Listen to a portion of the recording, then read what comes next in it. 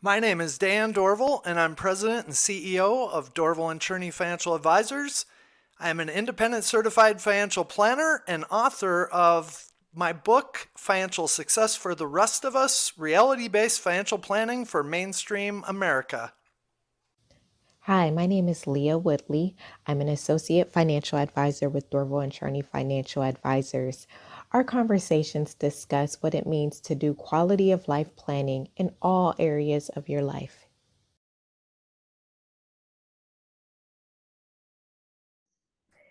Dan, once again, it is that time. We are ready to give out our next Quality of Life Nurse Award. How about you tell us about this month's recipient? Well, our April Quality of Life Nurse Award goes to Karli Heitz, who is a nurse for Alina. She was nominated by one of her coworkers, and she had a glowing nomination talking about her commitment to her patients, how helpful she is for all of her coworkers. And so we are very excited to give this award to Karli and talk to her a little bit about her experiences. Awesome. Well, I can't wait to meet her. Let's bring her on.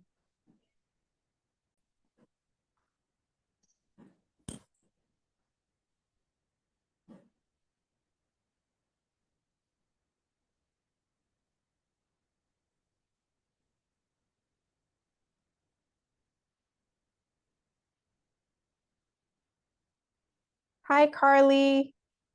Well, it's very nice to meet you and Yes, congratulations you on too. being Thank you. our April Quality of Life Nurse Award recipient. Thank you. You are welcome. Well, Karli, you received a glowing nomination from your coworker Brett, Yeah. and Brett talked a lot about your compassion for your patients, the hope and compassion, all the different things that you do to make that difficult time better for the people that you're helping. And so we just wanted to ask you a few questions, get kind of your experience Yeah, thinking about. Why don't you just describe a little bit about how you became a nurse and some of your background? sure. So, growing up, I wanted nothing to do with the healthcare field, nothing. I didn't like blood, vomit, none of it. And then I'm not sure what happened or what changed, but I just kind of decided that I do think I really enjoy taking care of people and making their lives just a little bit better. Um, my grandmother is a nurse as well, so I kind of grew up in that family. My dad is a firefighter, my mom was an athletic trainer, so we just kind of grew up in the household of everybody taking care of each other. Um, so when I told my family I wanted to be a nurse, my senior year of high school, they about fell over because I was not the type of person that I was. But I ended up going to nursing school at the University of South Dakota and loved it. I was a nurse for almost 2 years at Avera McKinnon, which is a big hospital downtown Sioux Falls. And then my husband and I started having kids, and I was like, well, it's really hard to do this away from our family because our family's all from Minnesota. So we moved back, and that's actually where I entered the ER nursing side of things and started working at St. Francis, and I love it. I don't know if I could do anything different anymore. So I love the pace. I love my coworkers, and I just like the patient population that comes into the ER because you never know what you're going to get, and it's different every day. Our group helps thousands of nurses, and we hear a lot of different stories, and so it's always great to celebrate these different stories that you have. But Yeah. you talk about being a mom as well, and Hmm. this idea that you're a caregiver when you're a nurse at work, you're a caregiver when you're a mom. Can you Yeah. talk a little bit about, I guess, juggling those responsibilities? Yeah. So, I actually work straight weekends. I only work Saturday and Sunday because I have my kids Monday through Friday. My daughter is special needs in the way that she has a feeding tube and she has hip dysplasia, so she has a full body spica cast right now, and we're battling with the diaper changes and a full body cast. It's insane, but my husband and I decided that for the best care for our kids, it was just better for me to stay home with them. So I am mom 24/7, Monday through Friday, and then I am ER nurse Saturday, Sunday. And so it's a little crazy because there's not a whole lot of downtime for myself, but that's okay. I don't know if I would have it any other way.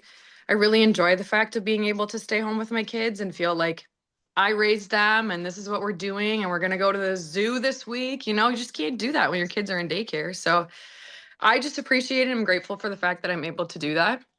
And then I'm still able to maintain like my job and my personal life with my coworkers outside of, being a mom on Saturday and Sunday. So I enjoy it. It's not for everybody, but it works well for us. So then are you working 12s Saturday and Sunday? Yes, I usually try and work a 16-hour shift. I try and go in at 3 a.m. in the morning and work until 7 p.m. at night because I only get the 2 days to work. So I try and stack it. I know it's insane and I'm exhausted by Monday, but it works for us. But yes, I am doing 12-hour shifts for sure Saturday, Sunday, whether it's 7 to 7 or 11 to 11. But yeah, so my husband has the kids. It's an inspiration from the perspective of just how challenging that is to go from, being mom all week, and you've got a special needs situation with the diaper changes and all the different things that you got going on. And then you go be an ER nurse, which of course is stressful, and you've got all of that going. So, how do you set aside time to just, I don't know, I guess maybe you don't unplug and have time for yourself? Is there such a thing? I want to say I'm better about it, but honey, I'm in a meeting. Can you go back? That's okay. I'm not the best at making alone time or personal time for myself at all. My husband is really good about being, you need to go get a pedicure, or why don't you go grocery shopping, or I'll take the kids, just something to get out of the house. So I'm very grateful for that. Otherwise, laying down in bed at the end of the day is my favorite, or the day that I look for, like the moment that I look forward to, because I just get to relax and just get ready for the next day of chaos. But yeah, I'm not super great at balancing my own mental health, but I feel like with my kids at home and me knowing that they're taken care of by me and we get to do different activities, I feel like that fills my cup. So despite the fact that we're in a phase of life where I don't get a whole lot of me time, I'm okay with it because I love raising my kids and being able to do that. I really love your attitude and your perspective about everything. You are very inspirational, and thank you. Kudos to you. One question we like to ask is, if there are other nurses, if you could give advice to other nurses on how they can make a difference in the quality of life of whether it be their patients or their coworkers or just their general community, what would you suggest? I would suggest, I know this is hard as a new grad, but find your passion. Like I always knew deep down, I thought I wanted to do ER. I didn't start there because I was terrified of the situation. I have found my passion in emergency nursing. I don't know if I could do anything different. And like I'm very passionate about in the fact that my coworkers love what we do. I love what we do. And if you're having a really bad day or have a really tough patient, but have great coworkers because everybody's kind of on the same wavelength of this is going to not be fun for the time being, but we're all going to do it together. It just makes your job a lot easier. So my advice would be try the new jobs, even though it's scary. Follow your gut and do what you think you are best fit for. If that is labor and delivery, fantastic. I can never do that myself. I am 100% admitting that. Everybody has their niche. And so it just comes down to finding that style of nursing that works for you. And I think it makes a world of a difference because I am a better nurse in the position that I am because I love what I'm doing now. So I feel like it just makes your job a little bit easier because you enjoy going to work, That makes a lot of sense. That's what I would say.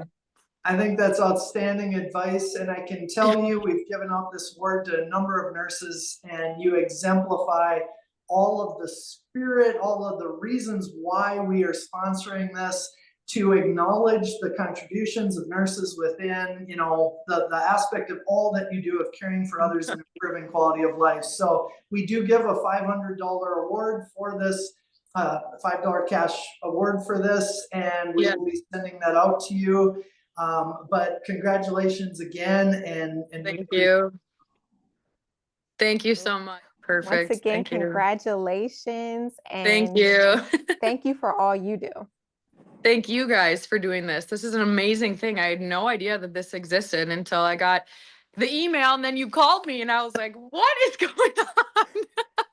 Well, and most nurses think that it's, kind of a scam or some Yeah. goofy thing, right? Like if they don't know who we are already, they think it's some weird kind of thing. So certainly, Yeah. consider nominating some of your peers that you feel Absolutely. Yeah. strongly about. Let other people know that this type of thing exists. We're going to Yeah. put a YouTube video out of this interview here once we announce in April. And, Sounds good. we're excited to be able to acknowledge nurses and all that they do. Yeah, it's a great thing. And I very much so appreciate all that you guys do for myself and everyone else that has been nominated and received this award. All right. Thanks, Karli. Thank Yeah, thank you guys. Have a great day.